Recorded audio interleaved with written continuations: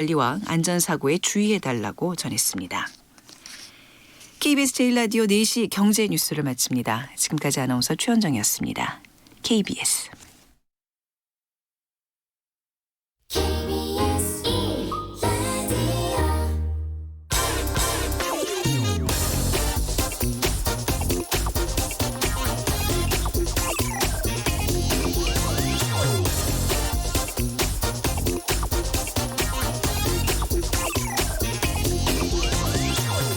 네, 정부의 부동산 정책을 요약하면 이렇습니다. 공급.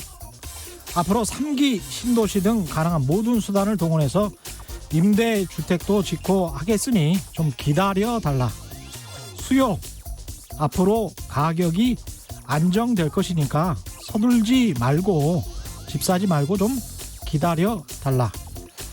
그래서 대출도 규제하고 보유세도 강화하고 있습니다. 보통 때 같으면 먹힐 수도 있을 것 같습니다. 그러나 지금은 경제 환경 자체가 다릅니다. 사상 최저금리, 유동성, 갈 곳 잃은 돈, 양극화, 자산시장의 버블화 현상이 세계적으로 진행되고 있습니다. 돈은 먹잇감을 찾는데 부동산은 가장 손쉬운 먹잇감입니다. 정부가 하는 정책은 말하자면 그 먹잇감을 가능한 저 높은 곳에 매달아 놓겠다는 것이죠. 그러니까 사람들은 왜 나는 저걸 먹고 싶은데 저렇게 높은 곳에 매달아 뒀냐 하면서 껑충껑충 뛰며 안간힘을 쓰고 있습니다. 무주택 서민들의 심정 많이 조급해졌죠. 법은 멀고 주먹은 가깝다. 비슷합니다. 공급은 저 멀리 미래에 있고 당장의 수요 그게 투기 심리에 의한 것이건 실수요 이건 간에 아주 가까이에 있습니다. 정부가 단기간에 시장의 공급 물량을 확대시키면서도 가격 하락을 유도할 수 있는 방법, 단기적으로는 저는 1가구 1주택까지를 포함한 양도세의 한시적 인하 밖에 답이 없다 이렇게 생각합니다. 유연하게 대처했으면 좋겠습니다. 규제만으로 집값을 잡아야 한다. 그건 아닌 것 같습니다. 흰 고양이든 검은 고양이든 쥐만 잡으면 되는 것 아니겠습니까? 네, 안녕하십니까. 세상에 이익이 되는 방송 최경련의 경제쇼 출발합니다. 저는 진실탐사 엔터테이너 최경련입니다. 유튜브 오늘도 같이 갑시다. 올여름 여행 어떻게 준비하세요? 가는 마음, 맞이하는 마음 모두 편안하게 마스크 쓰고 조용한 국내 여행 어떠세요? 이것이 바로 대한민국의 새로운 여행, 안전여행입니다. 일상과 여행을 안전하게 지키고 싶은 안전여행자에게 주는 특별한 혜택도 놓치지 마세요. 테마10선 주요 관광지를 방문하고 숙박한 후 5만 원권 국민관광상품권을 신청하세요. 마스크 착용 사진도 꼭 인증하시고요. 지금 바로 검색하세요. 대한민국 안전여행 참여 이벤트 문화체육관광부와 한국관광개발연구원이 함께합니다. 대한민국 안전여행. 네, 최근 코로나19 사태 이후에 세계 경제가 일본화 될 수 있다는 우려가 커지고 있는데요. 코로나19 극복을 위해서 각국이 유례없는 부양책을 쏟아내고 재정 적자, 공공부채가 가파르게 증가하고 있는 그런 상황 때문에 그런 것 같습니다. 일본화, 끔찍한 이야기인데요. 오늘 세계 경제 일본화 동조 현상에 대해서 김학균 신영증권 리서치 센터장과 함께 이야기 나눠보겠습니다. 안녕하십니까? 네, 안녕하십니까? 예, 오랜만에 또 다시 찾아주셔서 고맙습니다. 예, 지금 저 부동산 때문에 네, 난리인데 네. 어떻게 생각하십니까? 아이고, 저는 이게 답이 없는 것 같아가지고 예, 뭐 이게 강박감도 있고 예. 어쨌든 이제 자산 가격이라고 하는 게 자기 강화적으로 올라가는 경우들이 있어요. 그렇죠. 그러니까 뭐 예. 조급증이나 지금 이제 한국 사회의 그런 조급증이나 불안감이 아주 극대화되고 있는 것 같아요. 예. 또 뭐 냉정하게 말하면 정책에 대한 냉소적인 그런 그렇죠. 성격도 있는 것 같고. 예. 근데 저는 정부가 정말 마음 먹고 칼을 휘두르면 이게 부동산이라는 게 저는 궁극적으로는 이게 경착륙이 문제지. 그렇죠. 결국 영향을 받고 또 경제적인 논리로 보더라도 이제 가격이 많이 올랐는데 우리 부동산이 이제 좀 흔들렸던 경우를 보면 97년 외환위기 직후가 그랬고 2008년 글로벌 금융위기 직후가 그랬습니다. 그랬습니다. 예. 그래서 한국은 굉장히 개방도가 높은 시장이라서 외적인 충격이 오게 되면은 부동산 시장도 흔들리게 되는 거거든요. 그렇습니다. 그렇게 본다 그러면 우리가 통제 못할 리스크는 있는 거고 또 세상이라고 하는 게 한 10년에 한 번씩은 뭐 무슨 일들이 터지는데요. 그렇습니다. 그렇게 본다 그러면은 이제 예. 꼭 우리가 저금리 뭐 이런 것만으로 또 자산 가격이 많이 오른 상황에서 그렇죠. 뭐 늘 그렇게 정당화 될 수는 저는 없다고 생각이 되고 예. 이게 한 번 들어가는데 굉장히 많은 돈이 들어가는 거 아닙니까? 예. 또 전국적으로 갚아야 되는 거고 예. 그렇게 된다 그러면은 조금은 지금은 경제적으로 보더라도 여러 가지로 좀 부동산 한번 집을 팔아보려고 하는 그런 심리들도 있을 수가 있는 거거든요. 그 있을 수 예. 있는 것 같아요. 충분히. 오히려 그런 부분들을 조금 자극을 하는 지금 말씀하신 예. 것처럼 한시적 양도세 인하라든가 이런 음. 것들도 한시적이다라고 하는 단서를 좀 달게 되면은 예. 조금 저는 팔 사람도 있을 것 같거든요. 예. 아무리 자산 가격이 장기적으로 오르더라도 예. 계속 오를 수는 없고요. 또 분명한 거는 이렇게 가파르게 올라간 자산 가격은 또 조정을 받는데 예. 이런 얘기합니다. 이 노무현 정권 때 집값 많이 오르고 글로벌 금융위기 직후에 떨어져 봐야 얼마나 떨어졌냐. 근데 그거는요. 우리가 떨어진 거를 경험하고 그렇죠. 뒤에 오른 걸 알기 때문에 그렇게 얘기를 하는 거지. 예. 그 당시에 구조가 바뀐 게 뭐가 있어요. 인구나. 근데 미분양이 늘고 떨어질 심리가 때는 또 바뀌면 또 시급했어요. 그런 일들이 예. 또 이제 발생하기 때문에 예. 조금은 저는 좀 팔 수 있는 길을 좀 열어주는 것도 어떤가 이런 생각이 드네요. 그 한편으로는 그런 생각도 들더라고요. 미국에서 계속 저렇게 실업률 이야기가 나오고 미국 의회에서 그 조사한 걸 보니까 실업률이 코로나19 이전 수준으로 돌아가는 게 한 10년 이상 걸릴 것 같다. 네. 그러면 실업률이 저렇게 높은데 모기지를 갚을 수 있을까? 그리고 미국이 만약에 그런 시장적인 요인 때문에 떨어지기 시작한다면 우리나라가 영향을 정말 안 받을까 그런 생각도 좀 듭니다. 그렇죠. 우리나라가 이제 개방도가 높은 시장이라서 예. 이제 글로벌 경제가 좋을 때는 자산 시장이나 경제나 좋아지는 탄성이 굉장히 큰 나라고요. 예. 이제 글로벌 경제가 나빠지게 되면은 좋건 싫건 간에 영향을 받을 수 있는 그런 요인이기 때문에 전체적으로 글로벌 매크로의 구조가 상당히 코로나 이후로 우리가 전체적으로 수습하고 있기는 하지만은 예. 자산 가격을 제외하고 실물 경제의 흐름을 본다 그러면 조금 거시경제적으로는 좀 불안한 환경이니까 이게 저는 글로벌 경제 환경이 불안이 한국의 자산 시장으로 전이가 될 수가 있기 때문에 예. 너무 우리가 정책 안 먹힐 거야. 금리는 너무 낮아. 이렇게만 볼 일은 아닌 것 같아요. 그렇습니다. 예. 마키님은 언론이 부추기니까 더더 조급증이 난다. 이런 말씀이신 것 같고요. 노을비님은 지금 최소 4억 원 이상 아파트 신고가 찍고 그러는데 30대는 소득이 높은 사람들이 많습니다. 신혼 부부 특권 같은 걸 못 쓰니까 그냥 영끌해서 영혼까지 끌어모은다는 이야기죠. 그래서 질러버리는 거죠. 특공 해당 안 되고 가점은 낮으니까. 이것도 결국 심리가 계속 올라갈 것 같다라는 그런 자기 확신이 드니까 그러는 거죠. 자기 강화적으로 예. 그렇게 올라가는 과정인 것 같은데 예. 근데 집은 어쨌든 전 집을 생각해 보면은 올라가는 게 내 인생에서 이게 평가에 이긴 경우가 되게 많아요. 예. 집은 내가 사는데 지금은 파는 것도 겁나고 그렇죠. 내가 굉장히 연봉보다 많은 빚을 내서 지금 이제 갚아야 되고요. 예. 또 세금도 더 내야 되고. 예, 팔고 나면 또 동일한 조건으로 가기가 힘든 거거든요. 그렇습니다. 그래서 이게 정말 그 타임 스팬이 긴 자산이거든요. 그런 거라 그러면은 1년, 2년 볼 게 아니고 예. 조금 길게 내가 이걸 갚아야 되고 이런 거라 그러면 제가 너무 공자님 같은 말씀을 해서 아마 좀 조바심 가진 분들이 마음에 안 닿으실 수도 있는데 근데 내가 오랫동안 갚아야 되고 예. 이게 또 팔기도 힘든 그런 자산이라고 생각하면은 저라면 조금 기다려 보는 게 예. 맞지 않을까 이런 생각도 들고 또 그렇죠. 가진 사람들도 좀 비슷하게 그런 생각을 또 할 수도 있기 때문에 그렇습니다. 조금 유연하게 좀 행동할 수 있는 길을 열어주는 게 저는 좀 맞지 않나 싶습니다. 예. 근데 문재인 대통령이 주식 시장에 관련해서 언급하시는 경우가 별로 없는 것 같은데 이거 처음인 것 같은데. 네. 그러니까 주식 시장 활성화도 이야기하고 개인 투자자를 응원하기 위해서라도 좀 과세 정책이 좀 바뀌었으면 좋겠다. 그러니까 기존에 이제 양도 차익 과세 하는 것에 관해서 이야기를 하는 것 같습니다. 네, 네. 지금 뭐 어쨌든 주식시장에서는 양도차익 과세가 좀 이슈가 됐는데요. 예.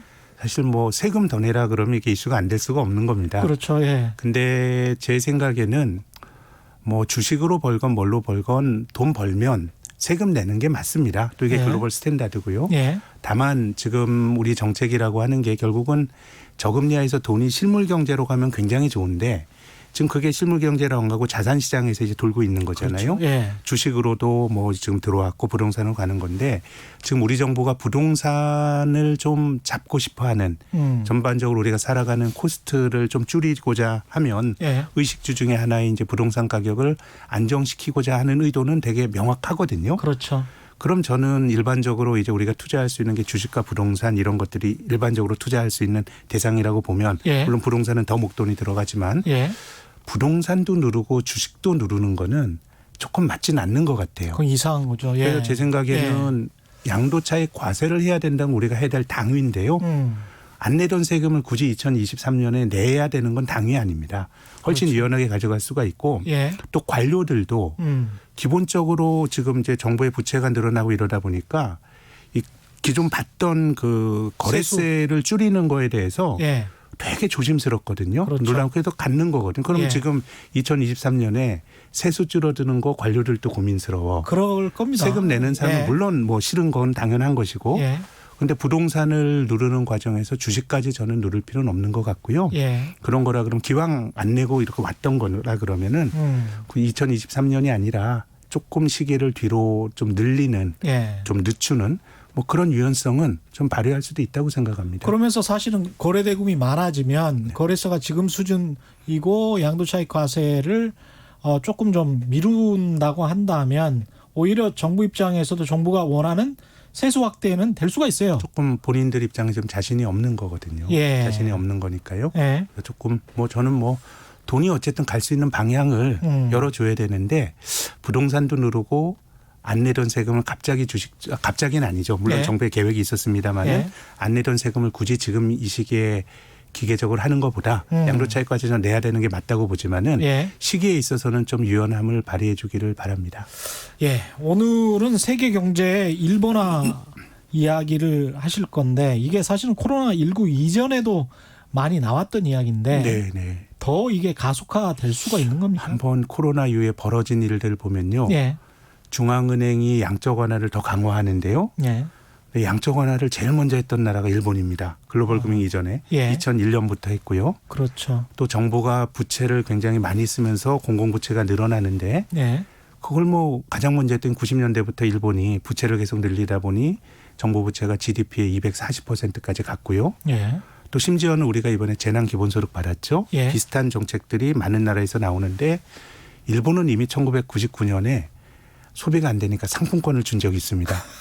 그러니까 어떻게 보면 저는 일본화에 대해서 예. 한 20년 전만 하더라도 한국에서는 일본 전문가도 많았고 왜냐하면 이제 우리의 성장 전략이 일본을 좀 비슷하게 따라가면서 일본을 극복하자라고 하는 그런 어떤 성장 전략이었는데 2000년대 들어와서 일본이 잃어버린 20년을 겪으면서 일본이 굉장히 나쁜 모델이 돼버린 거예요. 또 우리 뭐 자동차나 한국의 예. IT 업체들이 약진을 하면서 야 우리가 일본보다 나은 거 아니야? 라는 자각도 생겼고 예. 그리고 또 한국 사람들이나 혹은 글로벌 전체적으로 일본화에 대해서 사람들이 가질 수 있었던 인지적 오류 중에 하나가 자산 버블을 생각해서 그런 것 같아요. 그렇습니다. 일본화가 예. 집값 떨어지고 그런 건데 예. 근데 저는 일본의 자산 버블이 매우 예외적인 경우고요. 저는 오늘 말씀드릴 게 예. 뭐 집값이 떨어진다, 주가가 많이 떨어진다 이런 차원의 문제가 아니고 예. 그걸 제외한 다른 행태적으로 보면은 뭐 전 세계가 특히 이제 고령화가 되면서 예. 나타나는 여러 가지 현상들에 대해서 우리가 한번 좀 깊게 숙고할 필요는 있는 게 아닌가 싶습니다. 아, 보편적으로 비슷한 현상이 좀 나타나는 측면이 이미 있나 일본이 보네요. 조금 더 먼저 간 것 같고요. 예. 우리가 많은 예측들이 사실은 좀 틀리기도 하고 또 비관적인 전망일수록 틀릴 확률이 높은 것은 어떤 경고를 하게 되면 또 이 공동체가 거기에 대해서 또 뭐 대응을 하다 보니까 하는구나. 예. 근데 그래도 잘 안 틀리는 전망이 사람 머릿수에 대한 전망인데요. 인구요. 예. 예, 인구에 대한 전망이고 또 이제 고령화가 되어 나오는 여러 가지 행태적인 전망들은 비슷하게 갈 수가 있는데 예. 제 평가로는 일본이 잃어버린 20년을 겪고 나서 해도 안 되니까 아베노믹스라는 걸 했는데 예.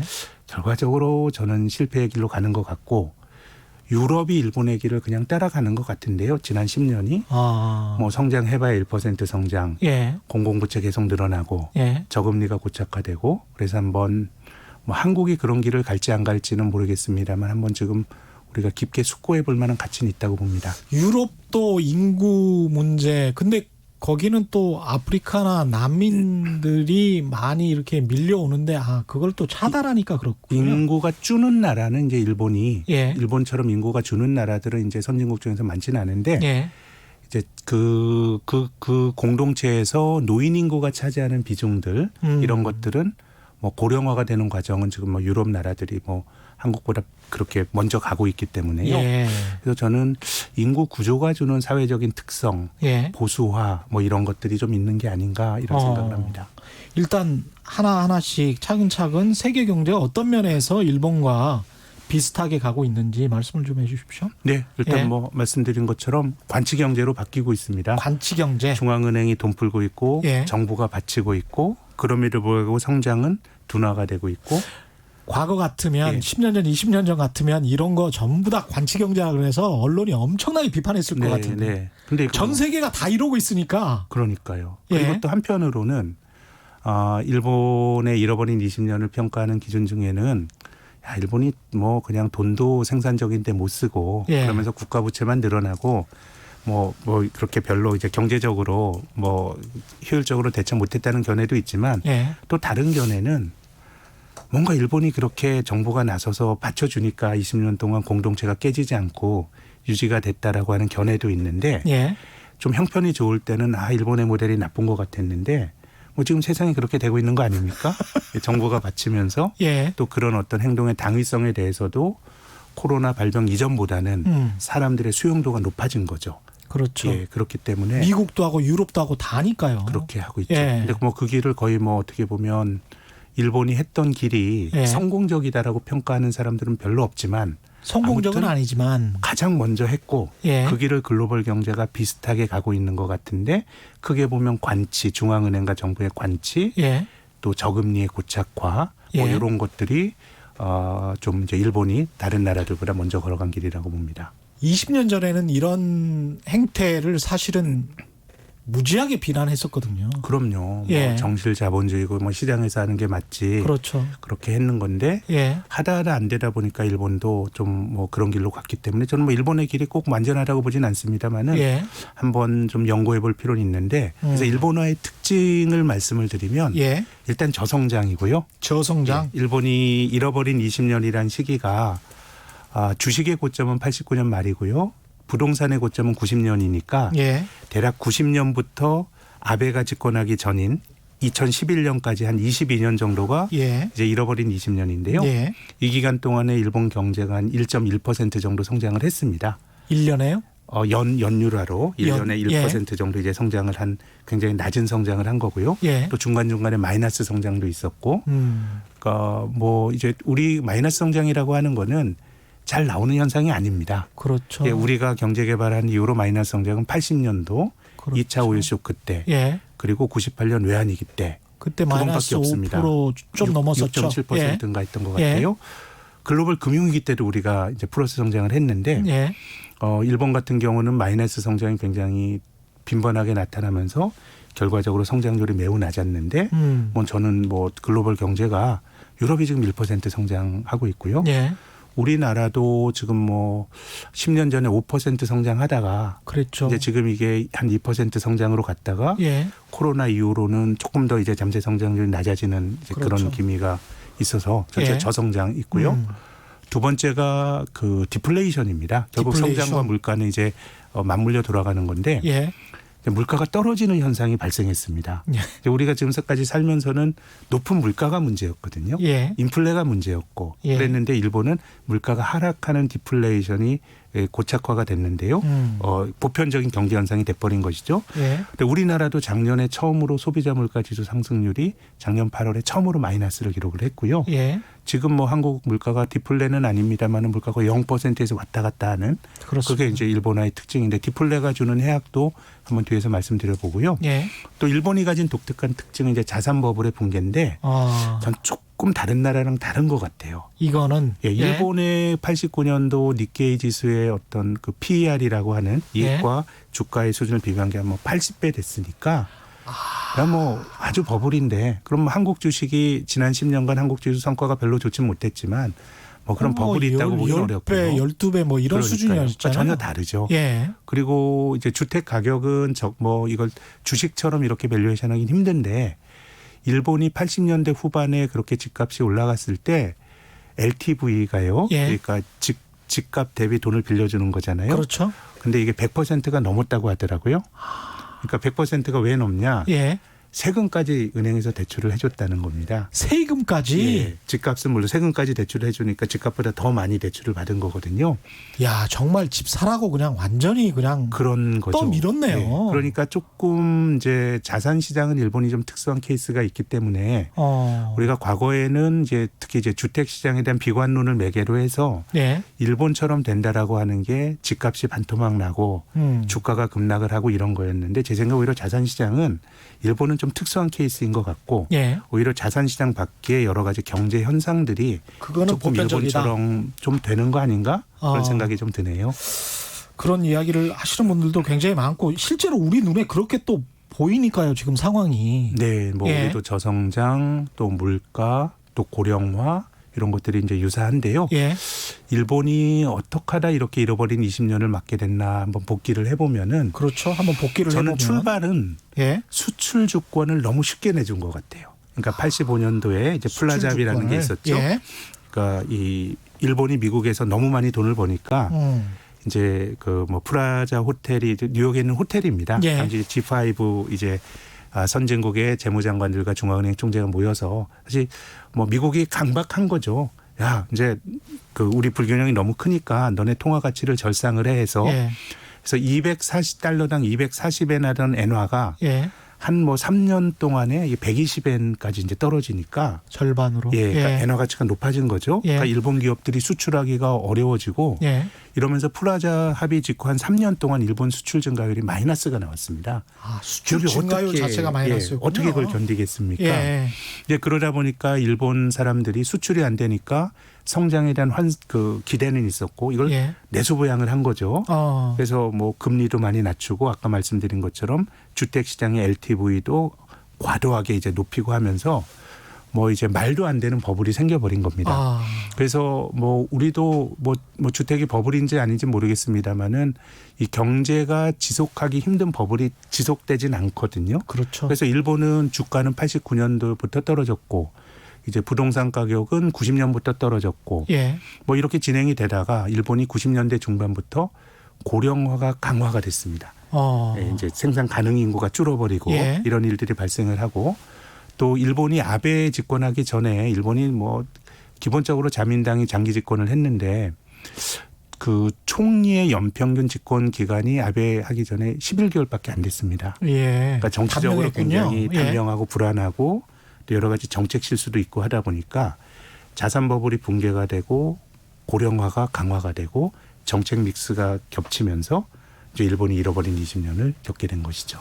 장기적 안목으로 꾸준히 뭔가를 할 수 있는 정책 개발을 할 수가 없는 상황이었네. 11개월 정도밖에 못하면. 네, 굉장히 어수선했었죠. 그리고 예. 또 이제 버블이 붕괴가 되는 초기 국면에서는 일본의 관료들이 이게 큰 경제가 꺾이는 사이클로 그 순간으로 받아들이지 못하고 예. 그냥 순환적인 경기 하강으로 받아들였습니다. 뭐 경기는 좋았다 나빴다 하는 거거든요. 그렇죠. 그래서 이제 경기 부양에 일본이 돈을 많이 썼는데 버블이 붕괴된 초기 국면에서는 돈을 많이 안 쓰고 굉장히 나이브하게 대처를 했던 거죠.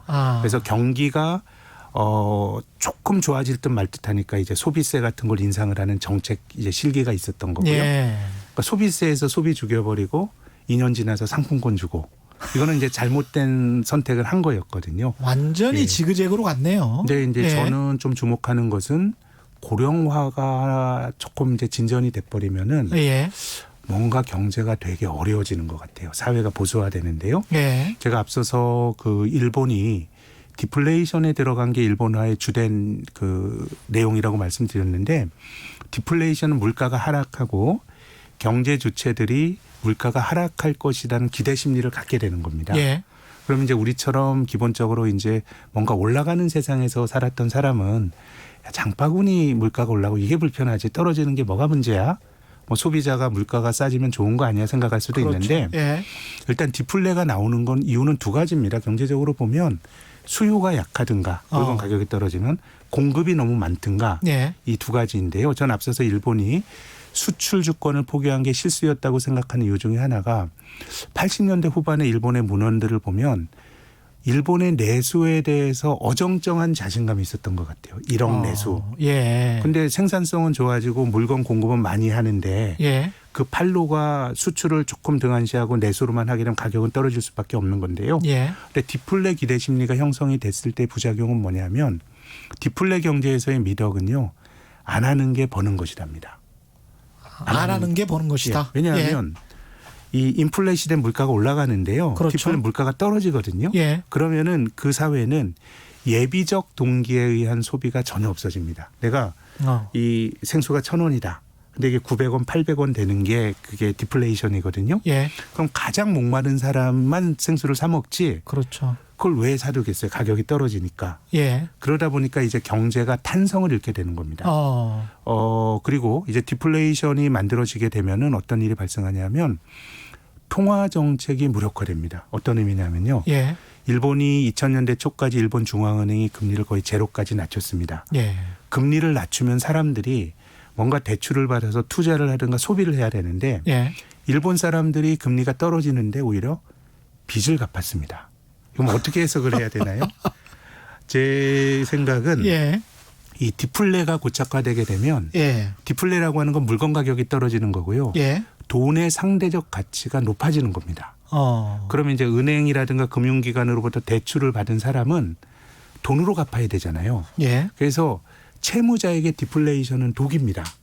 돈의 가치가 높아지는데 내가 돈으로 빚을 지고 있다 그러면은 내가 실질적으로 경제적으로 갚아야 될 부담이 커지다 보니까 그렇습니다. 디플레 기대 심리가 딱 형성이 돼 버리니까 중앙은행이 금리를 낮춰도 예. 사람들이 대출을 받는 게 아니라 부채를 상환하는 일이 발생을 하면서, 또는 저축을 하고. 예, 전통적으로 이제 통화 정책이 갖는 어떤 그런 역할들이 잘 안 먹혀들었고요. 앞서서 제가 99년도에 일본이 상품권을 지급했던 정책이 뭐 그때도 실패였고, 예. 지나고 나도 실패였는데요. 그랬던 이유가 일본 국민들이요, 이제 그때가 거의 일본 물가가 마이너스가 나오면서 디플레 기대 심리가 생기는 때인데 뭘 했냐면요, 그 상품권을 깡해가지고 저축을 한 겁니다. 그래서 야쿠자들만 돈을 많이 벌었다는 겁니다. 그 할인해가지고 예. 그 사람들은 거기 가서 소비를 안 하고. 예. 그래서 지금 다 그 우리의 정책들도 반면 교사의 정책이 되는 거죠. 이게 지금 좀 들으면서 소름이 좀 끼치는 게, 미국같이 소비를 좋아하는, 미국은 정말 소비의 나라 아닙니까? 근데 코로나19 이후에 재난지원금하고 뭐 실업수당하고 뭐 이렇게 정책을 취했는데 그중에서 한 75%밖에 안 쓰더라. 그런 통계를 본 적이 있는데 이게 기분이 묘해지네요. 근데 예. 뭐 지금 글로벌하게 뭐 아직까지는 이제 디플레로 간 건 아닌데요. 예. 이제 디플레가 딱 고착화가 되면 그런 일들이 발생할 수도 있게 되는 것이고요. 예. 근데 저는 디플레이션이 조금 고령화와도 좀 연결이 되는 게 아닌가 이런 생각이 드는 게, 예. 일본은 65세 이상 인구 비율이 한 28% 정도가 됩니다. 이제 고령화가 많이 진전이 된 나라인데요. 선진국에서 은퇴한 노인들의 경우에는요, 기본적으로 이자생활자입니다. 연금이라는 그렇죠. 게 물가 예. 연동되긴 하지만 예. 기본적으로는 정해진 돈 가지고 살아야 되거든요. 그렇죠.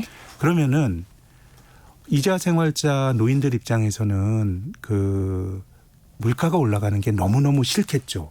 나는 매월 100만 원 갖고 살아야 되는데 예. 물가가 올라간다라고 하는 건 내 정해진 돈으로 물건을 조금밖에 못 사는 거거든요. 예. 뒤집어서면 돈의 구매력이 떨어지는 겁니다. 또 다르게 생각을 하면 이자로 먹고 사는, 고정된 돈으로 먹고 사는 사람들 입장에서는 디플레이션이 좋은 겁니다. 내 돈에 100만 원 갖고 할 수 있는 일이 많아지잖아요. 그렇죠. 물가가 떨어지면서. 예. 그래서 저는 고령화가 되면은 특히 이제 연금을 받을 수 있는 선진국에서는 디플레이션을 집단적으로 선호하는 그런 의사 결정들이 내려지지 않을까라는 가설을 갖고 있는데요. 근데 게다가 정치인들이 노인이라면 또 머릿수 예. 표가 더 많잖아요. 그러네요. 투표권 예. 많고. 2008년도 글로벌 금융위기 직후에 유럽에서 재정위기가 생겼을 때 이제 막 돈을 막 ECB가 돈을 풀어야 한다 그럴 때 가장 반대했던 게 독일의 분데스방크입니다. 예. 근데 이제 이 독일 게르만 사람들이 굉장히 좀 재정규나 이런 게 강한 것도 있고 또 한편으로는 과거에 돈 풀어서 발생했던 하이퍼 인플레이션 바이마르 공화국 때 1차 대전 직후에 그런 역사적 트라우마가 있기도 하지만 일본 다음으로 고령화된 나라가 독일입니다. 그렇게 되면 돈 풀고 인플레가 생기는 거는 노인들에게 굉장히 싫은 겁니다.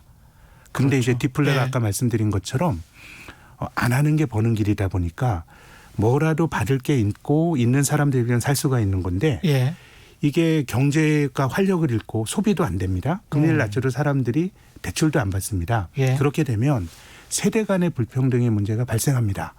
경제가 제대로 돌아가야 새로운 노동시장에 들어오는 사람들은 뭔가 이제 기회가 생기는 건데 그렇죠. 안 하는 게 버는 사회에서는 이게 고착화 뭔가 질서가 고착화 될 수밖에 없는 거거든요. 그렇죠. 그래서 뭐 이제 그런 사회의 특징이라고 하는 거는 어떻게 보면은 계층 이동도 좀 어려워지고 저는 일본의 정치가 보면 거의 뭐 세습되는 거 아닙니까? 그렇죠. 어떤 한 세대가 사다리 타고 올라가서 사다리를 치워버린 거죠 지금. 지금 곧 디플레가 되면 사회가 고착화되고 예. 뭔가 기존의 질서가 그냥 전이가 되는 거, 그냥 승계가 되는 것 같아요. 예. 그래서 우리나라도 그런 징후들이 좀 나타나는 것 같아요. 예. 한국만 하더라도 이 부모가 학벌이 좋은 사람들이 이제 자식까지도 거의 뭐 세습은 아니지만 학벌 좋은 재물림이 될 확률. 그런 어떤 예. 연구들은 굉장히 많은 것이고요. 그렇죠. 일본의 뭐 정치인들도 거의 전국구가 아니라 지역구도 세습이 되는 아베만 하더라도 그렇습니다. 뭐 예. 그런 거 아닙니까? 예. 그래서 저는 아베노믹스가 예. 12년에 2차 집권한 아베노믹스의 기본적인 성격은 탈디플레고요. 예. 또 한편으로는 노인층에 대한 어떻게 보면 저는 도전이었다고 생각합니다. 그런데도 노인들이 투표를 많이 해준 거는 또 아이러니네요. 예, 지난 자민당이 예. 물론 이제 노인층이나 이런 지지 세력이 있는 건 맞는데 예. 잃어버린 20년을 보내다 보니까 이거는 그 사회 공동체의 지속 가능성이 떨어지다 보니까요. 그래서 아베가 2차 집권하자마자 지금도 아베 내각에 있는 것 같은데 아소다로라고 하는 일본의 정치인이 있습니다. 예. 그다음에 재무상이었는데요. 2013년 초에 일본 국회에 나가서 나이 드신 노인분들은 일찍 세상을 그냥 떠도 괜찮은 거 아니냐? 망언을 했습니다. 물론 이제 그 말이 나오게 된 배경은 예. 일본이 이제 공공부채가 많이 늘어나고 이게 뭐 의료비 지원이나 이런 것 때문에 이제 공공부채가 많이 늘어나니까 연명치료하지 말라는 의미에서 한 거지만은 예. 저는 그게 아베노믹스의 본질이었다고 생각합니다.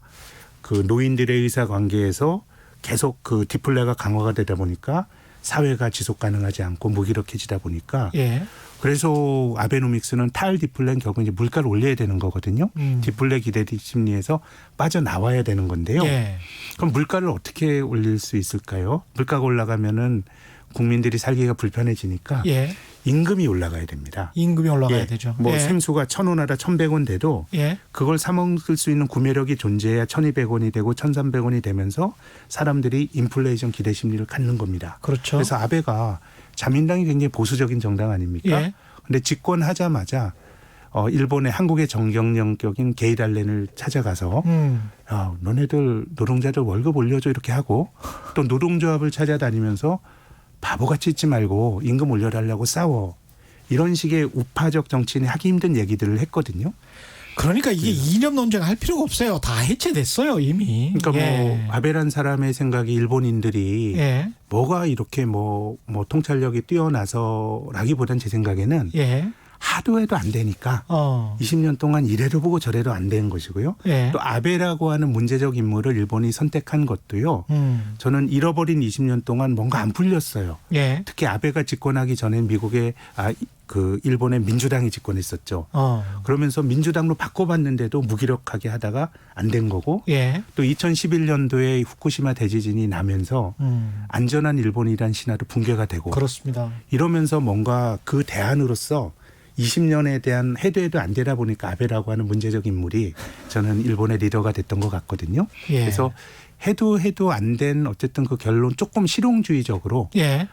약간은 좀 이제 변종이죠. 하이브리드 변종인데 예. 이런 것들은 우리들도 예. 지금 한 가지 이념이나 한 가지 색깔로 세상을 설명할 수 있다고 하면 안 될 것 같아요. 그렇죠. 저는 뭐 예. 연금 개혁에 대해서는 뭐 마크롱이 프랑스 대통령이죠. 뭐 저는 우리보다 더 정직하다고 생각해요. 연금 수급 연령을 높이려고 하다가 예. 뭐 이제 뭐 파리가 뭐 난리가 나다 보니까 지금 이제 연장이 됐는데요. 그럼 마크롱도 이 사람이 우파인지 좌파인지 이게 뭐 그렇습니다. 저는 예. 해석이 안 됩니다. 예. 뭐 공공기관 노동조합들 막 이렇게 개혁하는 걸 보면은 뭐 대처나 레이건 생각이 나는 그런 예. 생각도 나고 뭐 전체적으로 보면 또 그런 우파 정책은 아니고 하다 보니까 조금은 일본의 사례를 보더라도 좀 유연해야 되는 거 아닌가? 그렇습니다. 예, 이런 말씀을 좀 드리고 싶네요. 예. RARA고 라라고 예. 우화 소름 예. 일본 살고 있는데 정확하게 알고 계시네요. 예. 일본 살고 계시는 분입니다. 고라라 님이죠. 김종현 님은 그래서 코로나를 방치하는 걸까요? 논의인데. 거의 찌찌뽕이네요. 저도 똑같은 생각을 하고 있었는데. 그래서 예. 조금 이제 세상이 예. 일본처럼 저는 유럽은 간 것 같고요. 예. 유럽은 이미 그런 길로 글로벌 금융이 10년 동안 간 것 같고 예. 우리나라도 고령화가 되는 행태를 본다 그러면 우리가 뭐 일본의 길을 간다가 아니라 조금 그게 좀 부족함이 있다 그러면은 부족함이 있는 건 우리가 좀 막기 위해서라도 예. 한 번은 좀 깊은 공부를 해야 된다는 생각이 좀 들고요. 그래서 정부 부채가 많이 늘어나는데요. 예.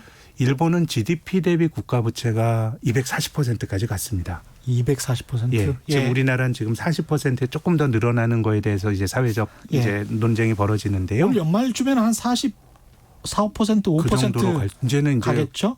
이런 식으로 막 추경을 하고 막 이러다 예. 보니까 예. 또 이제 이번에 디지털 뉴딜이나 그렇죠. 전반적인 뉴딜 예. 이런 정책을 보다 보면 이제는 합리적 계산하기가 좀 힘들어진 것 같아요. 예. 막 쓰는 모델로 갔기 때문에. 그렇죠. 그래서 일본의 경우를 보면 예. 일단은 저는 정부가 돈 쓰는 게 맞나 이런 좀 한번 고민을 해보는데요. 저는 정부가 경제에 개입하는 게 우리가 사회주의가 아니고 예. 기본적으로 민간이 해야 되는 거거든요. 그렇죠. 예. 그럼 이제 정부가 개입할 수 있는 명분은 민간이 못하는 걸 하든가 그렇습니다. 민간이 안 할 때 정부가 들어가야 되는 거거든요. 예. 자, 그러면은 우리 경제학에서 보면 구축 효과라는 게 있습니다. 예. 쫓아낸다는 거죠. 예, 그거는 이제 민간이 놔두면은 잘할 거를 예. 정부가 경제적 자원을 뺏어오는 겁니다. 예. 예를 들면은 국채를 발행해서 빚내서 경제적 자원을 뺏어오든가 세금 걸어서 정부가 더하게 되면 예. 민간이 잘할 수 있는데 경제적 자원을 정부가 뺏어가서 발생하는 게 구축 효과거든요. 예. 그러니까 앞서 말씀드린 것처럼 정부는 민간이 안 하거나 못하는 일을 해야 되거든요. 그럼 예. 이걸 판단하는 기준이 저는 시장의 금리라고 생각합니다. 어떤 금리다. 의미냐면요. 예. 민간이 돈 쓸 때가 많은데 예. 정부가 그 돈을 뺏어갑니다. 예. 그러면은 한정된 경제적 자원을 두고 민간과 정부가 경쟁하거든요. 싸우겠죠. 그럼 돈값인 금리가 올라갑니다. 올라가겠죠. 그래서 저는 우리 정부가 막 돈을 쓰고 하는 거에 있어서 채권 시장에서 나타나는 어떤 신호들을 잘 봐야 된다고 생각합니다. 예. 금리가 올라가게 되면은 시장에서는 뭔가 정부가 자원을 뺏어가는 것에 대한 어떤 경계 심리가 예. 금리 상승으로 나타나는 거기 때문에 그렇죠. 한번 그런 일이 벌어졌을 때 잘 숙고를 해야 되고 예. 뒤집어서 말하면 지금처럼 정부가 막 여러 가지 국채를 늘리고도 하는데 금리가 안 올라간다는 얘기는 민간이 돈 쓸 데가 없다는 얘기입니다. 투자할 곳이 없다. 예, 그럼 그때 정부라도 해야 되는 거니까요. 예. 저는 정부가 경제에 개입했을 때 예. 시장을 보는 제 입장에서의 그 굉장히 합당한 그 기준은 금리라고 봅니다. 그러면 지금 현재 전 세계적인 초저금리 현상은 전 세계적으로 투자할 곳이 마땅치가 않다. 물론 민간이. 이제 인위적으로 예. 중앙은행이 이제 채권을 사면서 금리를 낮게 유지하는 것도 있습니다만은 예. 크게 보면 금리가 잘 안 올라가는 세상이 만들어진 거거든요. 지난 10년 동안 사실 예. 코로나19 이전에도 금리가 잘 안 올라갔잖아요. 그러니까 그거는 이제 민간이 돈 쓸 데가 없다는 거니까 예. 저는 오히려 정부가 이럴 때는 뭔가 개입하는 게 맞다고 생각이 되고요. 예. 다만 그거는 이제 정부가 그 민간이 돈 안 쓰니까 정부가 개입할 수 있는 어떤 명분이긴 한데 그 돈을 정부가 어디에 쓰느냐 이건 다른 차원의 문제예요. 근데 어쨌든 금리가 안 올라간다는 거는 민간이 돈 쓸 데가 없으니까 그때는 정부가 뭐라도 정부 개입의 정당성이 있는 것 같고요. 또 두 번째 말씀드리고 싶은 거는 일본이 GDP 대비 국가 부채가 240%까지 갈 수 있었던 이유는요. 예. 일본 정부가 발행한 부채를 일본 사람들이 사줘서 그렇습니다. 그렇죠. 예. 그게 왜 중요하냐면 지금 시대의 어떤 그 정부 부채가 늘어나고 공공 부채가 늘어나면 우리 후세대에서 세금 더 내서 갚아야 되는 건 맞거든요. 그렇죠. 그 세대 간의 불평등이 발생합니다. 예. 근데 그 나라 정부의 부채를 그 나라 국민이 들고 있다 그러면요. 세대 간의 불평등의 문제를 조금 완화시킬 수 있습니다. 왜 그러냐면 일본 사람들이 보험회사나 아니면 은행 같은 데 돈을 맡겨서 결국 일본 사람들의 돈을 가지고 일본의 금융기관이 일본 정부의 국채를 지금 사주고 있는 거거든요. 그렇습니다. 그러면은 자기 부모가 예. 일본 정부에 대한 채권자입니다. 예. 그럼 자식은 상속받아요. 부모로부터. 아, 그렇죠. 부채뿐만이 아니고 자산도 채권, 상속을 받게 되는 자산도 거예요. 상속받게 된다. 그렇게 예. 되면은 그 세대가 세금을 더 내더라도 예. 정부 부채를 그 세대가 소화한다 그러면은 그 내부적으로 소화가 된다 그러면 후세는 예. 자산과 그 국채 정부로 그 부모로부터 받는 일본 정부에 대한 국채 자산과 예. 세금을 더 내야 될 부채를 같이 받으니까 그렇죠. 조금의 불평등을 완화시킬 수 있다. 다만 예. 세대 내의 불평등은 발생하죠. 부모로부터 뭐 상속받은 게 없는데 세금은 다 같이 내야 되니까 그래서 당연히 그렇겠습니다. 부채 예. 내부화가 굉장히 중요하고요. 예. 그래서 저는 최근에 이제 외국인들이 한국 국채를 많이 산다고 하는데 이게 뭐 외국인 투자가들이 개방화된 시장에서 한국에 대해서 긍정적인 평가란 점에서 나쁘지 않다고 봅니다만은 예. 우리가 지금 뭐 내부적으로 돈이 부족한 것도 아니고 그렇죠. 예. 그래서 저는 그 GDP 대비 국가 부채 비율이 170%인 그 그리스는 그 국가 부도 위기에 몰리고 예. 240%까지 갔던 일본의 일본은. 국가 부도가 안 몰린 거는 예. 이제 부채를 내부적으로 소화했기 때문이라고 보는데요. 아. 그렇게 본다 그러면 우리는 일본처럼 국가 부채 비율이 뭐 200%가 넘게까지 가기는 매우 어렵습니다. 왜냐하면은 그렇죠. 예. 일본은 쌓아놓은 그 가계 자산이 예. 가계 순금융 자산이 GDP의 210%나 됩니다. 그러니까 일본 정부가 빚을 내도 그렇죠. 그거를 이제 수용할 수 있는 어떤 그런 여력이 있는데 예. 우리는 이제 GDP 한 90% 정도밖에 안 되기 때문에 그렇죠. 예. 전체적으로 보면 일본처럼 늘어나긴 어렵습니다만은 전체적으로 부채를 우리가 내부화시키는 게 세계 간의 중요하다. 불평등을 좀 완화시킬 수 있는 길 중에 하나라고 봅니다. 그러니까 국부 순자산이 있는 범위 내에서 네. 국민들이 아까 90%라고 말씀하셨는데 네, 네. 지금 이제 정부의 부채가 한 4, 50%라고 본다면 그 정도 범위 내에서 운용이 된다면 다음 세대가 그렇게 짊어질 네. 뭐 부채의 양도 그렇게 크지 않고 그다음에 네. 내부화가 잘 진행이 된다면 네. 외국에서 갑자기 지금 위기니까 돈 갚아 이런 어떤 압박에도 시달리지 않을 수 있다. 그럼요. 예. 또 뭐 그 외국인들이 많이 가지고 있다 그러면 계속 부채가 차환이 되더라도 예, 이자는 외국인들이 가져가게 되는 거고요. 그렇죠. 내부화되어 있다 그러면 뭐 일본 정부가 채무자, 일본 국민이 채권자, 예, 그리고 그거는 뭐 다음 세대로 승계가 되는 거기 때문에 그렇죠. 그럼 이제 부채의 내부화 여부가 정부 부채가 늘어나는 임계치를 산정하는데도 예, 저는 판단의 기준이 될 수 있지 않을까 생각합니다. 달러 국채 너무 좋아하지 마시고 대한민국 국채 많이 사십시오. CECI님은 부동산 문제를 이야기할 때는 욕망을 인정하자. 두 번째는 내려도 문제임을 솔직히 이야기하자. 최경영의 경제쇼에서는 다 하고 있습니다. 예, 그러시니까 들으겠죠. 들으시겠죠. 오마오가님, 저는 경제금융 공부하면서 플라자 합의 나올 때마다 짜릿해요. 약간 소름이 끼칩니다. 김광민님, 뱅크 오브 저펜, 그러니까 일본 중앙은행이죠. 네. 예, 재무제표상 자본금이 10억 엔의 정부 출자로 엔화를 막 찍어대고 주식도 사들이는데 미국이 봐주고 있다는 설. 미국이 봐주고 있다.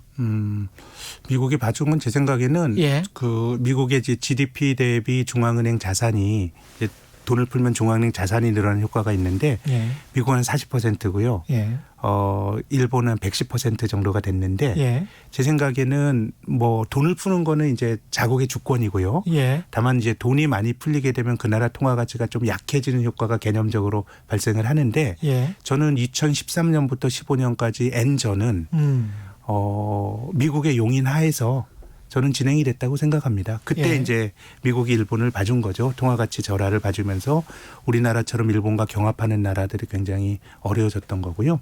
그때 이제 한국과 같은 나라는 야, 이런 식으로 인위적으로 통화 가치를 절하시키면 이게 근린 궁핍화 정책이라 그러죠. 일본은 수출 잘 되지만 한국은 어려워지는데 그렇죠. 예. 그때 미국의 경제 관료들이 했던 문제는 야, 이건 환율한 문제 아니고 일본 사람들이 디플레에서 벗어나기 위해서 이제 그런 정책을 쓰는 거야라고 하면서 사실상 엔저를 용인해 줬던 국면들이 있었던 것 같고 예. 지금 뭐 서로를 용인한다기보다 뭐 일본이 먼저 갔고 유럽과 미국도 비슷한 길로 특히 가는 거 아닌가라는 생각은 드네요.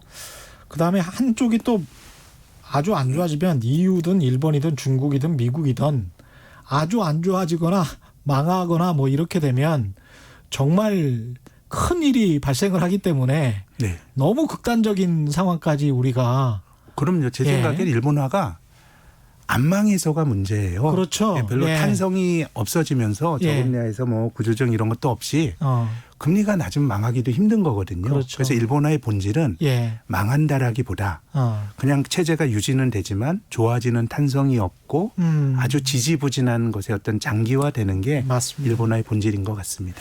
근데 그런 상황에서 자산시장, 주식시장 이쪽은 미국은 네. 좋고 일본은 안 좋았단 말이죠. 근데 일본만 안 좋은 게 아니고요. 예. 금리가 계속 떨어진 프랑스를 대표하는 객 40 지수가 예.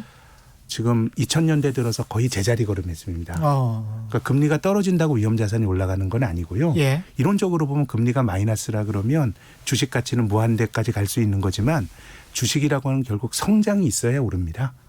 예. 예. 뭐 미국이 올라가는 그렇죠. 거는 금리도 낮지만 뭔가 기업 쪽에서 팡이라고 하는 기업들의 성장이 있는 것이고요. 맞습니다. 예. 그래서 프랑스나 일본처럼 금리가 마이너스까지 떨어진 나라의 주식의 장기 성과가 왜 이렇게 안 좋을까라고 생각을 해보면 결국 성장이 없기 때문이고요. 예. 우리나라도 최근 10년 동안의 종합주가지수가 1%도 못 올랐거든요. 예. 금리는 계속 낮아졌잖아요. 예. 결국 성장의 문제죠. 일부 뭐 언택트 관련주라고 한 네이버나 카카오가 올라가는 거는 예. 그건 성장이 있으니까 올라가는 거거든요. 예. 그래서 저는 저금리에서 자산 가격이 자동적으로 올라가는 건 아닌 것 같습니다. 마지막으로 딸기 피터님은 향후 주식 투자 방향에 대해서 코멘트를 좀 해주십시오. 네, 지금은 뭐 그 다른 산업들이 워낙 결함이 많아가지고 소위 뭐 언택트라고 하는 미국의 팡을 중심으로 한 종목들이 너무 계속 뭐 대안이 없으니까 더 예. 올라가는 자기 강화적 현상이 주식시장에서 나타나고 있는데 이들 기업은 너무 비즈니스 모델이 좋아서 이제 뭐 누가 막지도 못할 것 같아요. 예. 근데 다 같이 어려워지는데 그들 기업의 주주들만 이제 부자가 되고 있기 때문에 예. 비즈니스 모델이 나빠서 이 주가가 꺾이는 게 아니라 이를테면은 반독점이나 공적 통제 또 미국 대선 이후에 어떤 그 증세 이런 것들이 지금 성장주들의 주가를 결정짓는 팩터인 것 같고요. 예. 그래서 사회나 어떤 그 양극화되는 어떤 그러니까 다 같이 어려운데 일부 기업의 주주들만 좋아지는 현상에 대해서 미국이라는 나라가 어떻게 대처를 할지 그렇죠. 뭐 이런 것들이 좀 중요한 관전 포인트가 아닌가 싶습니다. 알겠습니다. 우리나라는 일본화에 대해서 어떻게든 이제 막긴 막아야 될 텐데 조금 전제가 조금 다른 건요. 예. 고령화되는 건 비슷하지만 일본이 일본화될 때는 전 세계 GDP의 15% 한국 모함인데 예. 한국은 그보다 경제 규모가 적기 때문에 좋은 쪽이건 나쁜 쪽이건 조금 탄성을 가질 수 있는 구조인데 우리나라도 조금 더 늙어지기 전에 사회가 고령화되기 전에 제 생각엔 한 5, 6년 정도가 마지막 기회다. 골든타임 아닌가 그런 생각입니다. 오늘 말씀 감사하고요. 지금까지 김학균 신영증권 리서치 센터장과 함께했습니다. 고맙습니다. 예, 감사합니다.